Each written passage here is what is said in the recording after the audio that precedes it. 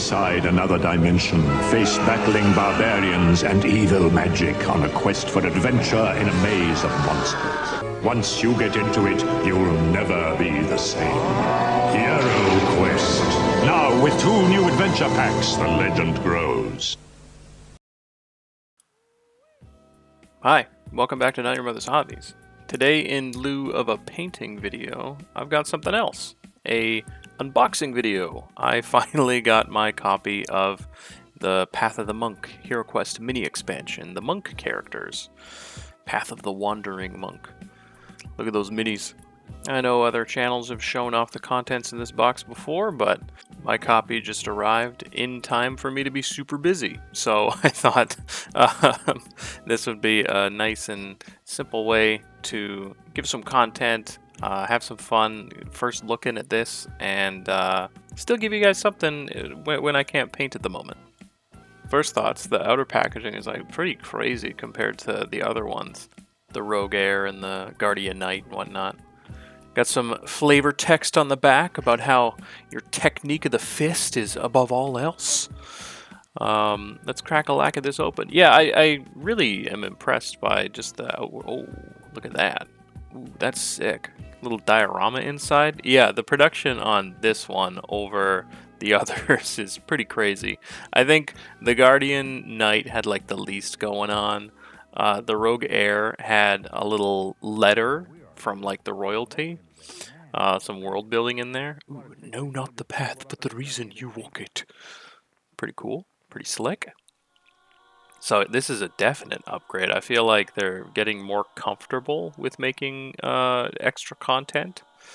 Or maybe as the game is more successful, they have more funds to put into these kinds of things. But I feel like they're getting more creative, definitely, with their own kind of new products. They just cut these suckers out. They got a little slip tab on the back. So we have a letter inside. We've got the figures. I'm sure there's some cards in there somewhere. But let's start looking at this stuff, right? Let's start opening up this letter. See what this is here. Some writing here. It says tournament. Tournament. First summer moon. Avoid the wilds. Open this guy up. Ooh, it's a poster. World's End Tournament. Warriors, heed the call and test your mettle for glory and gold.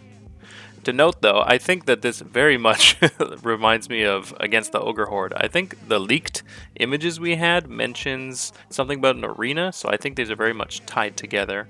Always Bored, Never Boring has more info on that. I'll put a linky up there. On the other side, we have what looks to be a map. Some of you die-hard Hero Quest nerds can confirm or deny. You can correct me. But I think this is our first kind of world map going on of the Hero Quest world. I don't think we've had this much detail about the world before. So that they're expanding upon it, or rather that they're kind of adding to it and showcasing that. That's pretty cool. Let's take a look at these minis. We got 2 monk minis. We have a male monk and a female monk. Sorry, looking pretty slick. I really like the designs on these. These are awesome poses, awesome detailing. Look at the muscularity on this monk. He's sick looking. I like that knife edge hand he's got going on. He's ready to chop. He got that demon back. Baki's gonna have a hard time kicking this guy's ass. Going around looking real good, real good. I definitely like what they're doing with this. I feel this is a definite step up from the last 2 expansions. The Guardian Knight posing was not a fan. The Rogue Heir got slightly better, but I feel it was a little... There's just too much going on. It's kind of bland and boring in the costume. These ones, though, oh man, they fired it up. Look at this. Cool layering going on here. completely different posing and sculpt, right? Like usually they would do, they're identical but swapped. Well, this one completely different. They've got a quarterstaff. They got a different posing, like hand posing. Obviously they couldn't do a naked top because of lady parts, but really cool idea to do that. I hope they do more of that where they don't have them just being identical swaps. I like to see that. So as we said before, we got some cards in here hidden in the back of the box. Let's check these guys out. We have double-sided, I noticed.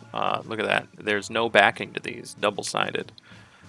First card is talking about the elemental styles, what the monk can use. We got air, earth, fire, and water. And then this is how to use the mechanic. So you can activate one of these once per turn, and then you exhaust them. You do all the elements before fire, and then you can do fire. It's like your Hadoken, your crazy move. We got our monk body mind attack defense card. We got some flavor on the back talking about you're basically unarmed combatant, or like your specialty arms. You don't use armor, I mean.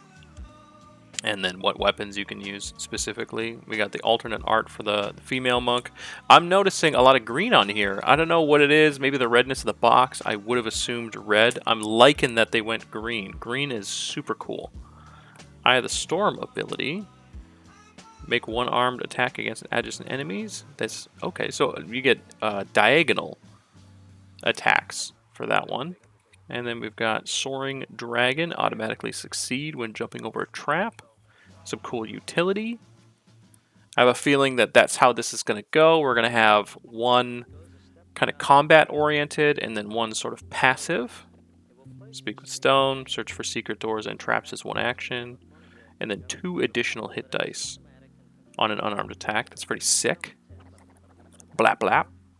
We got Twisting Torrent. Okay, so this one, Twisting Torrent, activate when you take damage. People that have been talking about, well, you can only activate 1 per turn. What does that mean? I'm pretty sure Zargon has a turn, so maybe it's just meaning like once per turn. So 1 on your turn, 1 on Zargon's turn. Now this is the only card that can be activated on Zargon's turn. I assume that that's how it is. That's how I'd play it. I know other people have different ways.